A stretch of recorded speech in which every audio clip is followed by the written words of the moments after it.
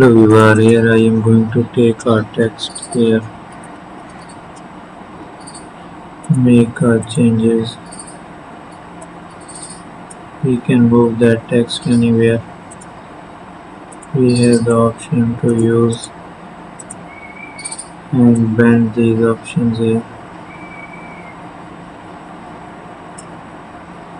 So let's use horizontal distortion, vertical as well.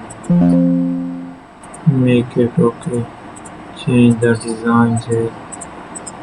Explore the more and more options. Use the paint over it. So here is an eraser tool we will use to make the changes.